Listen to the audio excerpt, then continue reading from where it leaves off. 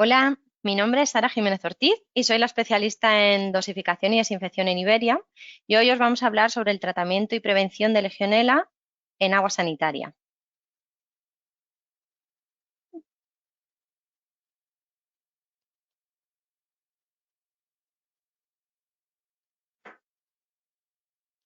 Esta es la agenda que vamos a seguir, que se compone de 4 puntos. Como podéis ver, el punto número 1 es qué es la Legionela y sus factores de proliferación. En el 2 veremos qué podemos hacer para prevenir la Legionela, qué tratamientos se utilizan habitualmente para erradicar esta legionela en las instalaciones y pequeñas pinceladas del generador de dióxido de cloro de Grundfos. Comenzaremos con la legionela. ¿Qué es la legionela? La legionela es una bacteria que fue descubierta después de la muerte de 24 personas tras una convención de la Legión Americana en Filadelfia, por eso su nombre, en 1976. Las características más destacables de esta bacteria es que es una bacteria gram negativa, tiene forma de bastones, como podéis ver en la foto, en la imagen de abajo a la izquierda, que tienen un diámetro muy pequeño, entre 0,2 y 0,7 micrómetros, lo que hace que sea respirable y pueda penetrar en nuestras vías respiratorias. Tiene una temperatura óptima de crecimiento muy parecida a la temperatura con las que nos podemos dar una ducha en casa, ¿no? Entre los 30 y 40 grados. Y se puede multiplicar en un rango de temperaturas muchísimo más grande, entre 10 y 50. Su velocidad de reproducción también es bastante elevada, se duplica cada 6 horas. No se transfiere entre humanos, es decir, no es contagioso. Lo que sí es que tiene una elevada peligrosidad, lo que hace inhalándose mediante aerosoles. ¿De dónde procede la legionela? Pues la legionela está presente en la naturaleza. Podemos encontrarla en los ríos, en los lagos, en cualquier masa de agua que podamos ver. Pero se encuentran en unas concentraciones que son muy bajas y por lo tanto no son dañinas para nuestra salud. Pero cuando se encuentran en condiciones que favorecen su crecimiento, puede llegar a concentraciones que son mucho más peligrosas para el ser humano o incluso para el medio ambiente. Además, para poder sobrevivir y resistir a diferentes adversidades que se puedan encontrar, la mayoría de estas bacterias viven en biocapas, que veremos más adelante.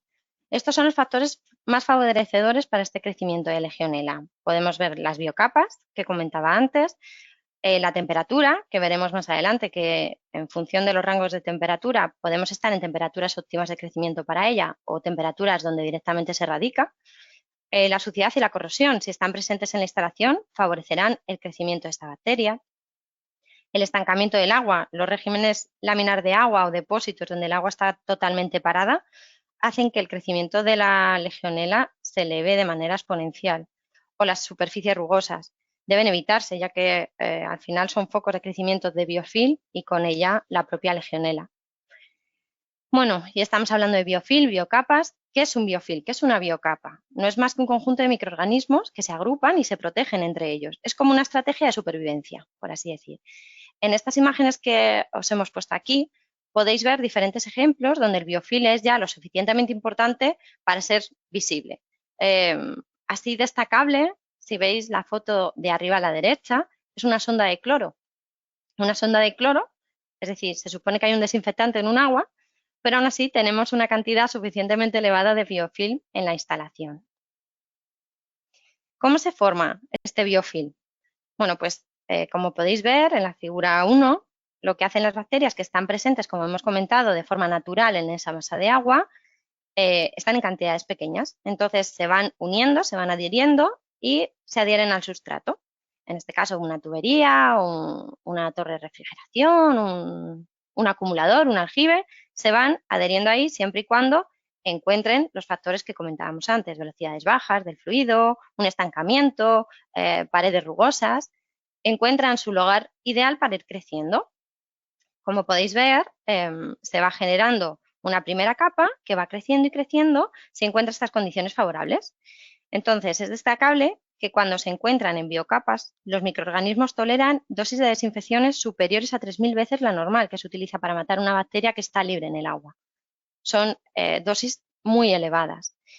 Finalmente, cuando por una variación de velocidad de flujo o porque tenemos que meter un choque térmico o porque la ley nos obliga a hacer una desinfección anual, hacemos que esa biocapa se disperse parte de ella y con ella liberamos, entre muchas otras bacterias, la legionela. ¿Qué condiciones favorecen la formación de las biocapas? Ya hemos visto algunas en estas diapositivas anteriores, pero bueno, serían todas las masas de agua contienen microorganismos, aunque estén en pequeñas concentraciones. Tenemos que evitar que estos microorganismos lleguen a la masa de agua o a nuestra instalación. La disponibilidad de nutrientes pueden ser carbonatos si el agua es muy dura, o pueden ser óxidos de hierro si hay corrosión dentro de la instalación. La presencia de limos en depósitos y aljibes, que es muy común, los lodos, que deben de ser limpiados, ¿no?, habitualmente, o eliminados de estos depósitos o aljibes de acumulación de agua. El estancamiento de agua, de nuevo, que ya venimos recalcando en las últimas diapositivas, cuanta mayor presencia de zonas muertas, menor régimen turbular, y entonces no vamos a tener un movimiento del agua y se nos van a acumular el biofilm, finalmente. Que no tengamos un residual de desinfectante en el agua, o que este desinfectante no tenga la capacidad para eliminar esas biocapas. Todo esto nos va a formar o nos va a generar un alto riesgo de formación de biocapas y con ello un alto riesgo de desarrollo de la propia legionela.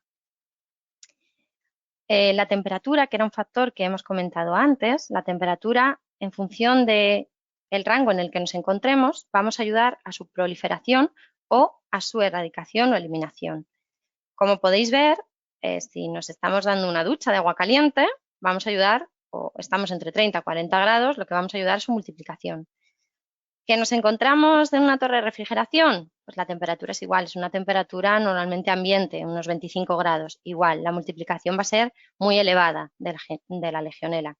Y más encontrándonos en el sur de Europa, donde nuestras temperaturas son más cálidas, su capacidad de proliferación y crecimiento y reproducción es mucho más elevada. ¿Dónde se presenta este riesgo? Pues aquí tenemos el ejemplo de un edificio donde podemos ver diferentes aplicaciones donde hay un riesgo de crecimiento de la propia legionela, ¿no? La más común o la más conocida por su riesgo de legionelosis es la torre de refrigeración y los condensadores evaporativos. Se han ganado esa fama, ¿no?, porque al final hubo una temporada donde aparecían muchísimos muertos o muchos casos de infectados por legionelosis a través de estas torres de refrigeración o condensadores evaporativos.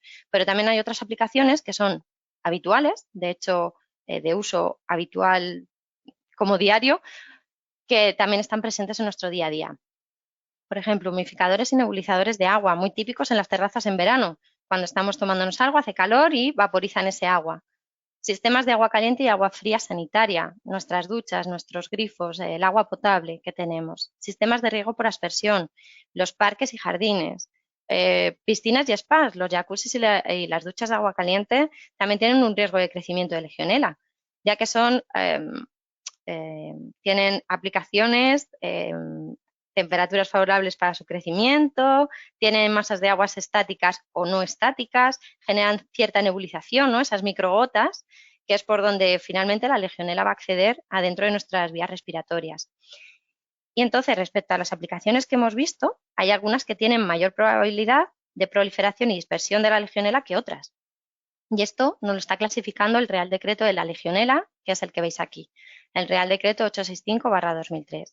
Nos clasifica las instalaciones para después, previamente, ver cómo las tenemos que tratar y qué seguimiento tenemos que hacer de cada una. Clasifica las de mayor probabilidad, las torres de refrigeración y condensadores evaporativos que veíamos, el agua caliente sanitaria, pero con acumuladores y circuitos de retorno. Si no disponen de un acumulador y un circuito de retorno, son clasificadas como de menor probabilidad de proliferación, aunque también deben de ser tratadas. También las centrales humidificadoras, lo que comentábamos antes, en cuanto nebuliza una masa de agua, la dispersión es tan elevada que consigue acceder a nuestras vías respiratorias. Por eso está clasificada como de mayor probabilidad de proliferación y dispersión de legionela. En menor probabilidad, pues tenemos lo que veis ahí, ¿no?, los sistemas de agua fría, de consumo humano, los equipos de enfriamiento evaporativo, los humectadores, fuentes ornamentales, que sí que es verdad que no las tenemos muy en consideración como de riesgo, pero lo son. Volvemos a lo mismo, vuelven a nebulizar. El sistema de riego por aspersión que hemos visto, sistemas contra incendios, que son los grandes olvidados muchas veces, se dejan ahí, no se tratan, pues es una de las instalaciones que también deben de ser tratadas contra la legionela, y elementos de refrigeración que nebulizan finalmente. Como adicional, también interpreta o clasifica las instalaciones de riesgo en terapia respiratoria, que son respiradores, nebulizadores y demás, pero en este caso no les veremos a fondo. Aparte de esta legislación, dependiendo del tipo de agua o de aplicación que estemos tratando, vamos a tener que ajustarnos a una legislación u otra para combatir la legionela. Si estamos hablando del agua potable, como hemos visto, tenemos que cumplir con el Real Decreto de Legionela, pero a su vez tenemos que cumplir también con el Real Decreto de Agua Potable, que es el que veis ahí, el 140/2003. Este Real Decreto lo que nos va a dar es las limitaciones o la norma de la calidad de agua exigible dentro de nuestro sistema o dentro de nuestra instalación. Y aparte debemos de aplicar el Real Decreto de legislación de Legionela, para poder evitar generar dentro de este sistema legionela. ¿Vale? Las torres de refrigeración, en este caso solo, serían legislables por el Real Decreto de Legionela 865. Y en el caso de riego, en función de su fuente de agua, es decir, si nosotros tomamos agua de riego de agua potable, nos tendremos que ir al Real Decreto de Legionela. Pero si este agua de riego procede de agua regenerada, tendremos que regirnos por el Real Decreto 1620/2007 del régimen jurídico de utilización de aguas, donde se marcan límites de legionela, número de muestras, calidad del agua admisible para esta aplicación. También existe legislación autonómica que suele ser más estricta, que se debe aplicar en el caso de que exista. Y ahora, ¿cómo debemos prevenir, tener la legionela dentro de mi instalación? Pues tenemos que controlar las biocapas. ¿Cómo controlamos estas biocapas? Bueno, pues primero tenemos que realizar un correcto tratamiento y desinfección del agua de aporte a nuestro circuito. Asegurarnos de un buen diseño de la red de tuberías, que no existan zonas huertas, que estén bien dimensionados, evitar la presencia de limos y sólidos decantables en la red de distribución, sobre todo mediante una limpieza y desinfección correcta del circuito. Evitar las zonas muertas, como hemos estado comentando. Esto se suele hacer en las fases de diseño en las instalaciones. Disponer de un desinfectante que sea capaz de penetrar las biocapas y que tenga un residual, porque si no, no estaremos desinfectando nuestra masa de agua que está en circulación. Con ello minimizaremos el riesgo de formación de biocapas y con ello el desarrollo de la legionela. ¿Qué tenemos que controlar también? La temperatura. Es importante mantener la temperatura en los acumuladores de agua caliente sanitaria por encima de 60 grados. Lo marca el Real Decreto. No apagar el acumulador en horario nocturno. Si apagamos el acumulador, lo que hacemos es que bajamos la temperatura y con ello haremos que prolifere mucho más la legionela. Realizar el mantenimiento de las instalaciones para evitar la disminución de la eficiencia del sistema de calor. Si tenemos un mantenimiento adecuado, los intercambiadores o calderas serán más eficientes en su transmisión de calor con el agua. Controlar la temperatura en puntos distales, por ejemplo, en los grifos. Si yo tengo un agua caliente sanitaria dentro de mi instalación, tengo que comprobar de una manera periódica qué temperatura sale por esos grifos y si se ajusta con lo que nos dice la legislación. Y la temperatura de retorno debe encontrarse siempre por encima de esos 50 grados para asegurarnos que no prolifera y no crece la legionela en nuestra instalación. Con todo ello, ¿qué haremos? Igual, minimizar nuestro riesgo de proliferación de legionela y con ello prevenir el riesgo de contaminación. Por último, tenemos que tener un control de las incrustaciones y la suciedad. ¿Cómo lo llevamos a cabo? Lo que estábamos comentando antes. Pues tenemos que comprobar que la calidad del agua de entrada es correcta. Es decir, si es muy corrosiva o es muy incrustante, tenemos que preparar o hacer un tratamiento previo de ese agua para meterlo en mi instalación. La limpieza de los acumuladores y aljibes, evitar deposiciones de lodos, los carbonatos cálcicos, utilizar materiales compatibles con el agua de consumo. En el agua potable, en el caso de agua fría y agua sanitaria, hay que cumplir con el reglamento de instalaciones térmicas de la edificación. Con todo ello, incrementaremos ese control de la legionela, minimizando los depósitos dentro de nuestro sistema de agua. ¿Y cómo hacemos un tratamiento de la eliminación de legionela? ¿Qué necesitamos si el agua y la instalación cumplen con los requisitos que hemos comentado antes para su prevención, pero debemos realizar un tratamiento bien porque tenemos legionela dentro de nuestro sistema o bien porque no quiero tener legionela en mi sistema? Pues lo primero que tenemos que hacer es elegir un buen desinfectante. Evidentemente, cuando pensamos en un desinfectante, pensamos que sea el más eficiente, para poder eliminar los patógenos que tengo dentro de mi instalación o dentro de mi masa de agua. Pero también tenemos que tener en cuenta otro tipo de características, por ejemplo, que no sea tóxico para humanos o animales. Es decir, yo no puedo dosificar un desinfectante dentro de mi agua que es potable y convertirla en agua que no es potable. Debe de seguir cumpliendo con que sea agua potable y no ponga en peligro la salud humana. Que sea seguro en el almacenamiento, que tiene que cumplir con el APQ6. Estabilidad en el tiempo de la sustancia activa. Al final necesitamos que cuando inyectemos un desinfectante en nuestra masa de agua se prolongue en el tiempo su acción desinfectante, no que lo dosifique y al momento ya no tenga ningún residual, porque entonces no consigo matar o eliminar todos los patógenos que están en ella presente. Que no sea muy caro, evidentemente, que podamos analizarlo, que podamos tener un control de mi dosificación dentro de esta masa de agua. Sepamos lo que tenemos a tiempo real de desinfectante en la masa de agua y poder corregirlo en el caso de que estemos por debajo o por encima de esa medida. Y eliminar las biocapas en las tuberías, que sea eficaz contra el biofilm para poder realmente eliminar la legionela. Los sistemas que tenemos de desinfección habituales o los más conocidos suelen ser el choque térmico. ¿Qué hacemos? Sometemos a la instalación a altas temperaturas, ponemos a recircular durante un tiempo determinado para eliminar estos microorganismos. Consecuencia, sometemos a la instalación a mucho estrés. Dosificación de hipoclorito sódico, el más conocido y el más convencional, ¿no? Yo pongo una garrafa, una bomba dosificadora y a dosificar. Dosificación de monocloramina es un tipo de cloro combinado que se utiliza sobre todo en la Comunidad de Madrid. Dosificación de dióxido de cloro, de que hablaremos un poquito más tarde. Desinfección con ultravioleta. Lo que se hace es trabajar con longitudes de onda diferentes para eliminar estos patógenos. La ultrafiltración, que se hace a través de un tratamiento físico. Eliminamos patógenos y sólidos disueltos en el agua. Y la ionización cobre-plata. Una vez que ya sabemos que tenemos que desinfectar nuestro agua, decimos, bien, ¿y ahora qué desinfectante debo elegir, ¿no? Ante todos los que tenemos en el mercado. Bueno, pues yo quiero elegir un desinfectante que cumpla con las características que hemos visto anteriormente, pero que sea realmente eficaz. Bueno, nos podemos ir a ver el hipoclorito sódico convencional, que es el más conocido, y podemos ir viendo sus características. Por ejemplo, ¿elimina el biofilm? No.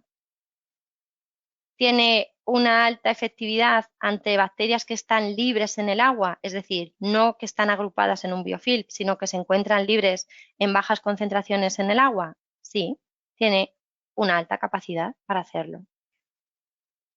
Si vemos la sensibilidad que tiene referente al pH del agua, tiene sensibilidad bastante, lo veremos a continuación.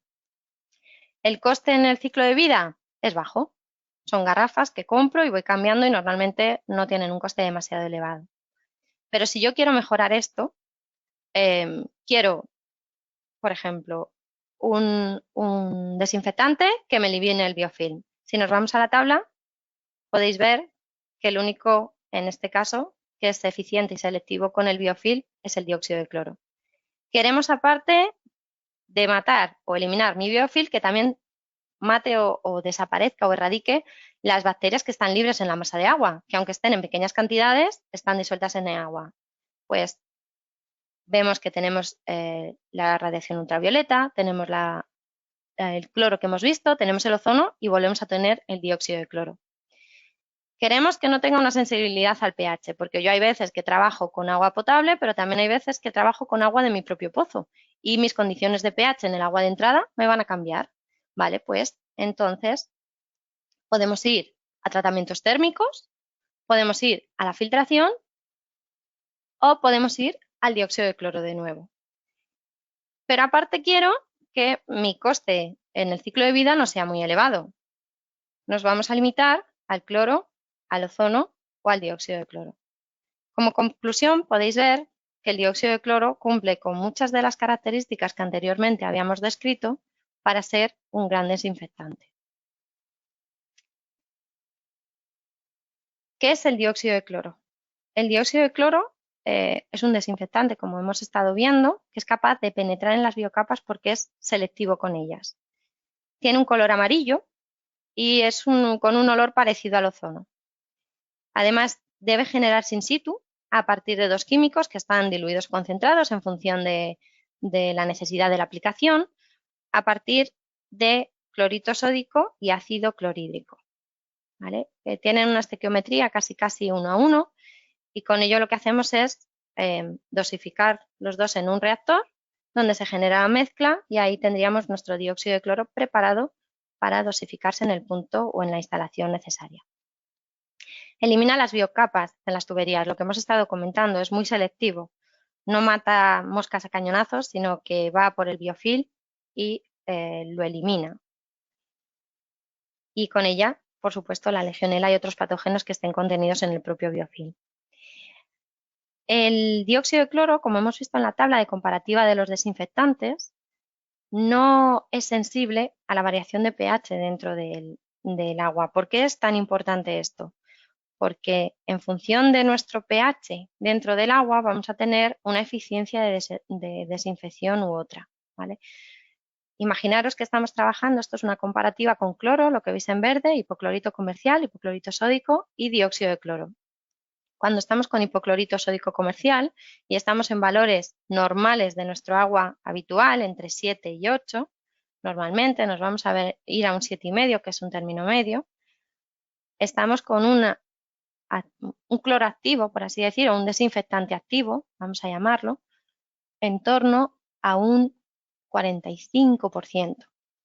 Si queremos tener una efectividad del 100%, nos tenemos que ir a pHs de 5, 4, donde nunca vamos a encontrarnos un agua a esos pHs. Con el dióxido de cloro eso no nos pasa. La estabilidad es total de 4 a 10 unidades de pH. No nos varía en absoluto. Con eso lo que hacemos es que toda la cantidad o toda la concentración que estamos añadiendo dentro de nuestro agua va a estar eliminando ese biofilm. No se va a combinar con otras formas y va a perder su efectividad desinfectante, cosa que el cloro o el hipoclorito comercial sí que hace. Se inyecta en tuberías, si estamos en estos pHs tan bajos, solo el 45% va a estar matando estas bacterias que hemos visto que estaban libres en el agua, no va a poder ir a por las biocapas y el resto se va a ir combinando con diferentes elementos químicos que se va a encontrar dentro del agua. Por ejemplo, con la urea se puede combinar, pueden generar estos trialometanos, estos subproductos que suelen producir ese olor característico cuando abrimos el grifo a veces que decimos, uy, huele a cloro. Además, aquí vemos una comparativa de la eficacia entre los diferentes microorganismos.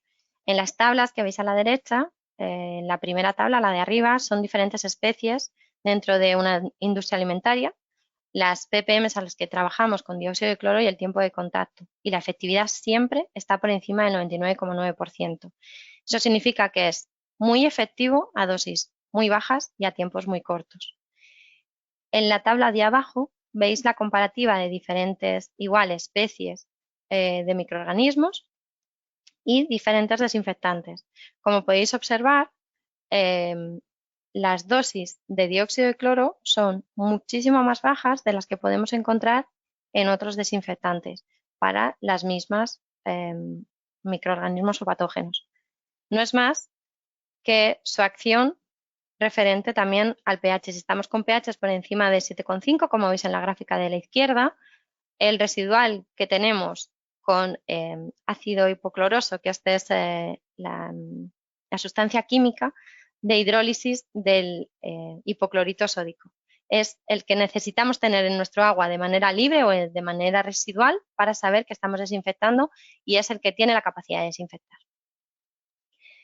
Si lo veis, necesitamos una cantidad muy elevada para poder eliminar gérmenes.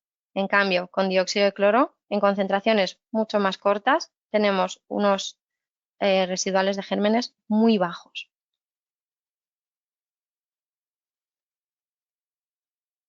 Aparte, el dióxido de cloro, como os comentaba, no reacciona con el amonio ni con la urea, entonces no forma estos trialometanos tan famosos que están últimamente de moda, ni con AOX, y tampoco oxida el bromuro a bromato. Además, estamos trabajando a bajas dosis de dosificación y conseguimos una eficiencia muchísimo más elevada en la desinfección y tiene una larga estabilidad en el sistema. Hablamos de días, incluso a 50 grados de temperatura. ¿Esto qué significa? Que yo inyecto dióxido de cloro y en unas horas no lo he perdido, sino que sigue circulando incluso en sistemas de agua caliente sanitaria durante días. Como resumen, la desinfección de dióxido de cloro, ¿qué nos aporta? Es un desinfectante selectivo que elimina el biofilm y también la legionela. No depende del pH, no tiene esa dependencia para ser efectivo o no, o para desinfectar. Tiene una larga durabilidad, tiene un efecto prolongado en el tiempo, se genera in situ, importante, tiene que ser generado in situ porque si no necesitamos estabilizar este dióxido de cloro y ya no es efectivo, son dióxidos de cloro estabilizados, que lo que se dosifica es más agua con cloritos o cloratos que dióxido de cloro. No tiene efecto en el sabor ni en el olor, en el agua. De hecho, es muy utilizado en la industria alimentaria, no les aporta ni olor ni sabor. Tienen bajas dosis de aplicación y tiempos de contacto bastante cortos para su desinfección. No genera estos subproductos y es utilizado en numerosas aplicaciones, tanto como oxidante como desinfectante. Lo que hemos estado comentando todo este rato, agua caliente sanitaria, agua fría de consumo humano, industrias alimentarias, incluso en las piscinas se utiliza. Nuestros generadores de dióxido de cloro de grunfos son los llamados Oxyper. Aquí solo vamos a mostraros una pequeña pincelada de todo lo que podemos hacer, todo lo que tenemos. Tenemos un gran rango de producción de generación de dióxido de cloro in situ para todas las aplicaciones que podáis imaginar, ¿vale? Donde se necesita dióxido de cloro, básicamente podemos generar un proyecto de manera personalizada para cada necesidad específica y ponerle solución. Pues nada más, muchas gracias por vuestra atención y si queréis completar la información o tenéis cualquier duda o consulta, estamos a vuestra disposición. Aquí tenéis mi contacto y de nuevo muchas gracias.